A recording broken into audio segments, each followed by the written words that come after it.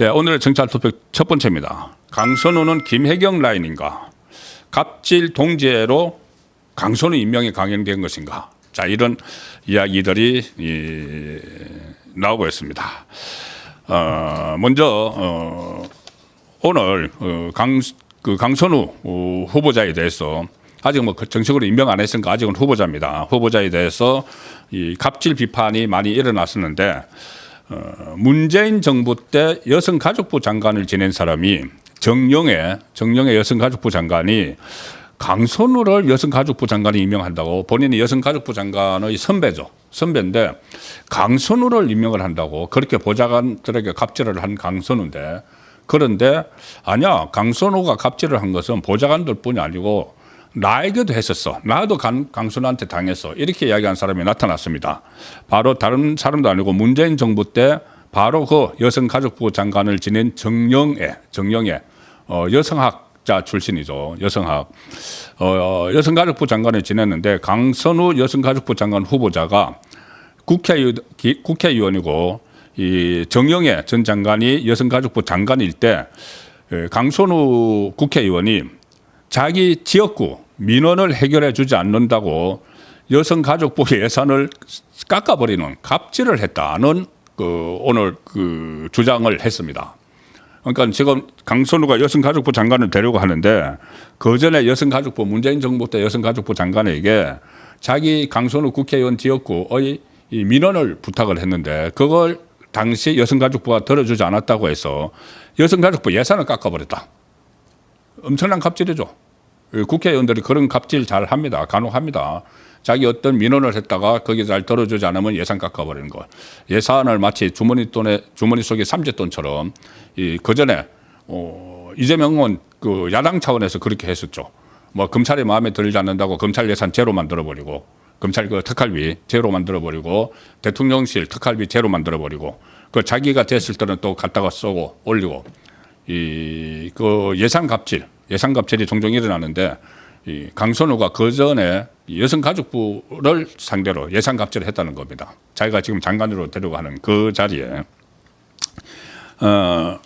이 정영애 전 장관이 최근에 지인들에게 공유한 글을 언론에서 보도를 했는데 이렇게 씁니다. 지인들에게 이런 글을 올렸습니다.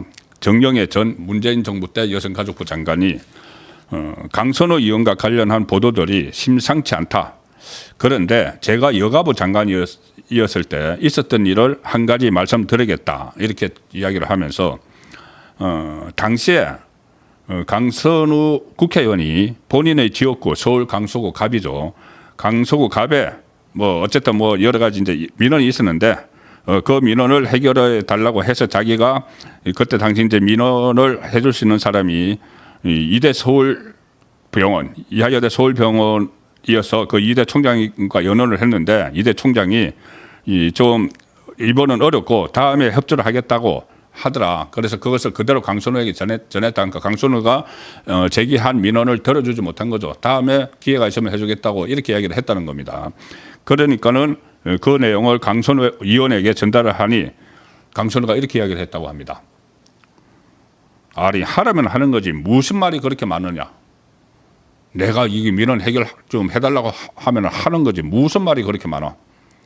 자, 그때 국회의원, 여당 국회의원이고 문재인 정부 때니까 이 한 사람은 여성가족부 장관인데 여성가족부 장관에게 그렇게 갑질을 했다는 겁니다. 원래 장관과 국회의원이 갑입니다. 왜냐하면 예산권을 쥐고 있고 또 여러 가지 국정감사를 하고 그 자료 제출을 요구를 하고 이러니까 이 장관은 국회의원에게 꼼짝 못하는 그런 관계가 좀 있죠. 그래서 그때도 강선우가 장관에게 자기가 지금 가려고 하는 여성가족부 장관에게 문재인 때 이렇게 갑질을 했다는 겁니다. 그래서 정영애는 이렇게 이야기합니다. 부처 장관에게도 지역구 민원을 해결 못했다고 예산을 삭감하는 이런 갑질을 하는 국회의원을 다시 여가부 장관으로 보낸다고 하니 정말 기가 막힌다. 같은 자판에서 이런 이야기가 나오고 있는 겁니다. 자, 왜 이준석은 아웃시키고 강선우는 살렸을까요? 여러 가지 지금 무성한 이야기들이 나오고 저도 오늘 낮에 오전에 한번 설명을 드렸었죠.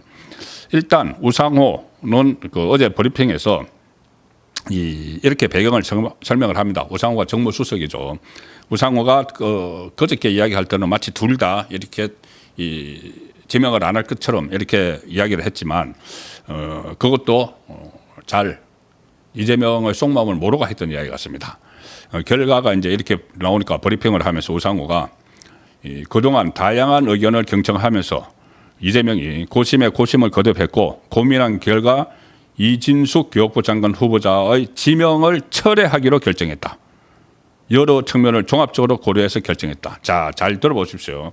지명을 철회하기로 결정했다. 지명 철회. 지금까지 장관 후보자들이나 이렇게 낙마를 할 때 형식은 지명 철회가 아니고 자진 사퇴죠. 자진 사퇴. 내가 스스로 물러난다. 자진 사퇴. 지금까지 거의 모든 90% 이상의 어떤 공적 후보자가 물러날 때 자진 사퇴 형식이었습니다. 이렇게 인사 검증에서 논란을 빚었을 때 물러날 때 자진 사퇴. 왜 그러냐면은 자진 사퇴 말 그대로 스스로 그만두는 거하고 지명 철회 왜 타인에 의해서 그러니까 인사권자에 의해서 철회를 해버리는 건 다른 이야기죠.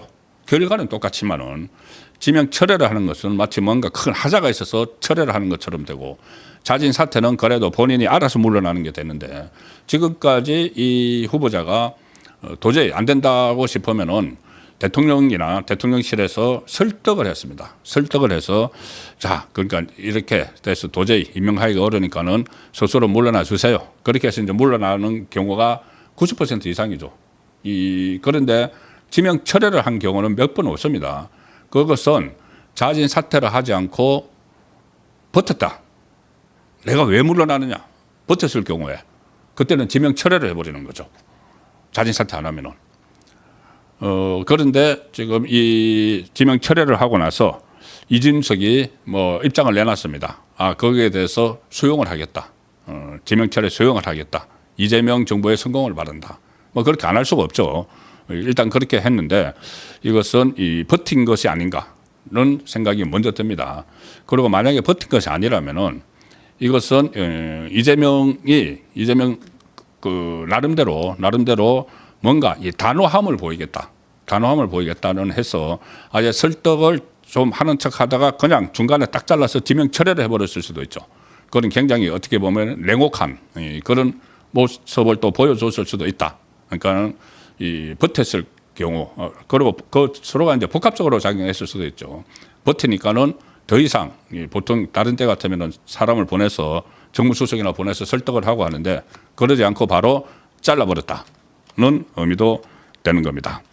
자, 우상호가 강선우 후보자 임명 강행 이유에 대해서는 다양한 의견이 있었던 것을 잘 알고 있지만 인사권자로서 여러 가지 종합해서 이런 결정을 했다는 점을 국민 여러분께서 이해해 주시기를 바란다.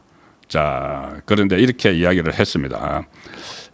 지금 교육부 장관에 지명되면서 만신창이가 된 이준석은 이렇게 낙마를 시키면서 갑질 논란, 이 갑질 논란은 특히 보좌관에 대한 갑질이죠. 그래서 민주당의 보좌진 협의회가 반대 성명을 내고 낙마를 시켜야 된다는 성명을 내고 또 민주당의 국회의원들 중에서 보좌관 출신이 많습니다. 그 보좌관 출신 국회의원 김영진이 또 이렇게 그 강선우에 대해서 낙마를 시켜야 된다는 의견을 제시를 하고 자 이런 상황까지 갔는데 그리고 행안부 장관에 지명된 윤호중도 국회의원 보좌관 출신이죠. 윤호중도 이진숙에 대해서 부정적으로 했는데 결국 이진숙은 지금 살리는 쪽으로 갑니다. 그런데 또 모릅니다.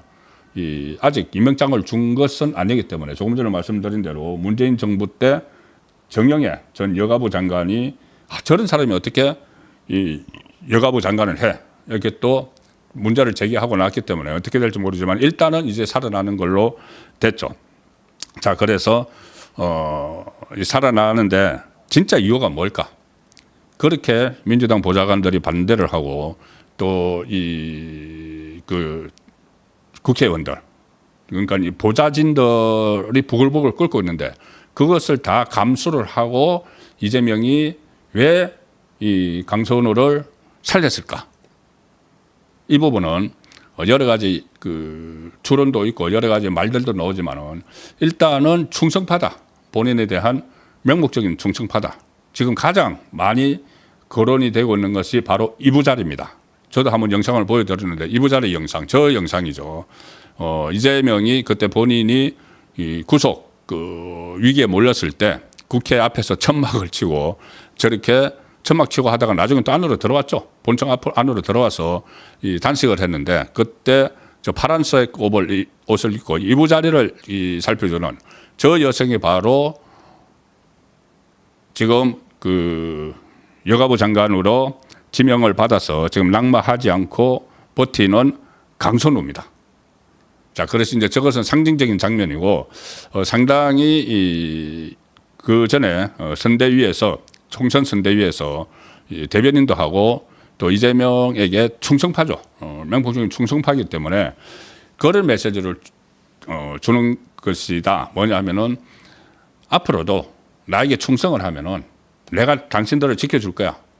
자, 이렇게 완전히 여러 가지 논란이 있고 안에서까지 민주당 안에서까지 철회를 해야 된다고 하는데 내가 이렇게 강선우를 지켜주는 것은 나에게 충성을 했기 때문이야. 앞으로도 그럴 거야. 그러니까 나에게 충성을 하면은 절대 내가 내치지 않아. 자, 이런 모습을 좀 보여주는 그런 측면이 있지 않는가는 이 분석들이 나오는데 오늘 몇몇 언론에서 강선우가 김혜경 라인이기 때문에 살아난 것 아닌가 이런 말이 나옵니다. 강선우가 김혜경 라인이기 때문에 살아났다. 두 사람 강선우, 김혜경 두 사람 사이에 어떤 뚜렷한 이렇게 항맥이나 아니면 여러 가지 뭐 얽힌 그것들은 지금 알려지지 않았습니다. 그런데 작년에 이 8월에 전당대회가 있었죠.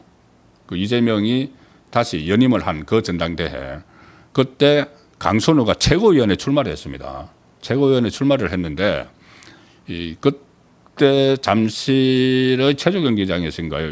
그 전당대회가 있고 나서 강선우가 떨어지고 나서 최고위원회 떨어지고 나서 그때 최고위원장에 와 있던 이 김혜경 씨를 만났는데 김혜경 씨가 강선우를 계속 끌어안고 막 위로를 하고 또 이렇게 눈물을 막 흐르는 걸 닦아주는 그런 장면들이 그때 있었습니다. 그래서 오늘도 그 장면들이 막 이렇게 이 몇몇 그 언론에서 그 유튜브나 이런 데서 다뤘는데 이게 뭐 그 영상에 어떤 뭐 저작권 문제도 있고 하기 때문에 제가 이제 보여드리지 못하지만은 그렇게 둘 사이가 굉장히 가까운 것처럼 보이죠. 그 영상을 보면은 이 강선우가 눈물을 흘렸는데 그 눈물을 막 손으로 닦아줍니다. 김혜경 씨가. 그래서 두 사이에 상당한 친분이 있는 것 아닌가. 그래서 일종의 이 김혜경 라인이고 김혜경 씨가 좀 작용을 해서 살아남은 것 아닌가. 물론 가장 큰 것은 제가 볼 때는 충성파에 대한 이런 확고하게 나에게 충성을 다하면은 내가 끝까지 지킨다. 이것을 다른 사람들에게 알리는 메시지를 주는 그런 차원일 수가 있는 그런 차원일 가능성이 더 높은데 그럴 그 가능성도 배제를 할 수 없다는 거죠. 그때 당시 두 사람이 워낙 이렇게 가깝게 보였기 때문에 서로 끌어안고 위로를 하면서 눈물을 닦아주고 하는 그래서 그 라인이 아닌가. 그 김혜경 라인이 아닌가는 말이 오늘 언론들에서 나왔습니다. 자, 그리고 제가 이렇게 또 하나 두 사람의 공통점을 보면은 김혜경과 강선우 공통점은 갑질입니다. 갑질인데 유사하죠. 김혜경 씨가 배소연 씨 그리고 조명현 씨 경기도 그 지사 부인으로 있으면서 이 두 사람을 채용을 해서 마치 일종의 자기 집사처럼 다스렸죠. 집사처럼 거느렸죠. 자, 그것도 비슷합니다. 그런데 이 국회의원은 자기 보좌진들을 자기 마음대로 채용을 하고 자르기도 하고 하죠. 그런데 그 사람들 월급 그때 배수연 씨나 조명현 씨도 마찬가지고 강선우 의원실의 보좌진들도 월급은 우리 세금으로 나갑니다. 우리 세금으로 나가는데 그 보좌진들을 마치 이 집사처럼 이렇게 부렸다는 측면에서 비슷하죠. 거기다가 특히 그 법인카드까지 김혜경 씨는 법인카드까지 막 사용을 해서 집에 뭐 과일 사쟁기고 막 사쟁이고 막 했죠. 뭐 소고기, 초밥 이런 거. 자, 그런 측면에서 일종의 갑질이 비슷하지 않는가. 갑질 동지에 뭐 이런 그 이야기들도 지금 바다하게 나오고 있는 상황입니다. 오늘 이 김혜경 씨 이야기가 나왔으니까 오늘 대통령 배우자를 보좌하는 게 이부속실이죠. 그 이부속 실장에 윤기천 전 성남시 분당구청장을 내정을 했습니다. 그러니까 이 김혜경 씨의 수발을 드는 그 자리에 전 성남시 분당구청장을 내정을 했는데 이 윤기천 지금 저 이부속 실장은 이재명이 성남시장으로 재직했을 때 성남시장 비서실장으로 근무를 했고 그다음에 성남시 수정구청장, 분당구청장을 했고 이 성남FC 대표이사도 지냈습니다. 그러니까 그때 이재명의 뭐 친형 강제 입원 사건 여기에도 좀 연루가 돼 있다고 하고 지금 성남FC 후원금 의혹 지금 수사 중이죠. 자, 그래서 그런 부분들도 그러니까 이재명이 이렇게 인사를 하는 것을 보면은 뭐 그냥 언론에서는 성남 라인, 뭐 경기도 라인 이렇게 이야기하지만은 그런 것들이 모든 이 어떤 이 본인의 기소된 혐의들과 좀 관련 있는 사람들, 그러니까 변호사들뿐이 아니고 이재명의 변론을 맡았던 변호사들뿐이 아니고 이 다른 그 뭐 성남FC 후원금 의혹 사건에 대해 있던 두산이나 네이버 출신들을 뭐 중용을 하는 자 이런 그 인사 스타일을 보여주고 있습니다. 모든 것이 사적인 연결 그리고 그것을 어떻게 더 크게 보면은 본인의 이 사법 리스크를 계속 방어를 해 나가기 위한 인사를 지금 막 하고 있는 것이죠. 그리고 이 김의겸 씨,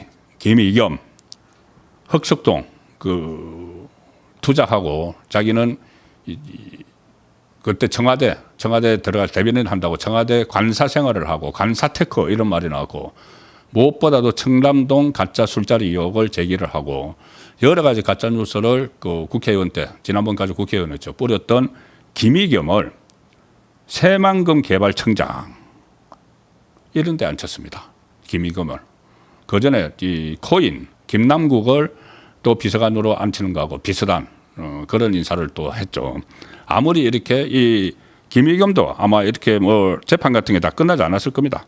그런데 그 김남국도 마찬가지고 그러니까 이재명이 인사를 할 때 어떤 뭐 재판 피고인 신분 이것은 아무런 결격 사유가 안 되는 거죠. 본인이 피고인 신분이기 때문에 그런지는 몰라도 또 뭐 오늘 또 인사혁신처장을 한 사람 그 발표를 했는데 최동석이라는 사람을 인사혁신처장에 앉혔는데 이 최동석은 최근에 어떤 유튜브에 나와서 이재명의 업무 능력을 극도로 평가를 하면서 이재명은 하늘이 낸 사람이다. 하늘이 낸 사람이다. 이렇게 낯뜨거운 찬사를 보내고 나니까 바로 꼭 그것 때문이라는 아닐 수도 있지만은 인사혁신처장 자리에 딱 앉혔습니다. 지금 인사가 이런 식으로 이루어집니다. 그리고 이 최동석은 그때 낙검수 멤버였던 그때 미국 콘돌레이자 라이스 거기 국무장관에게 이 쌍욕을 했던 그 바로 김용민의 또 외삼촌이다. 하나하나 그날 인사가 나올 때마다 상당히 논란이 많은 인물들이 속속 발탁이 되는 상황인데 그리고 그 중에서 그렇게 많은 의혹이 쏟아졌어도 결국 임명을 강행을 하는 것 같습니다. 강선우에 대해서. 그런데 이게 본인에게는 역풍이 되고 부메랑이 될 수밖에 없는 거죠.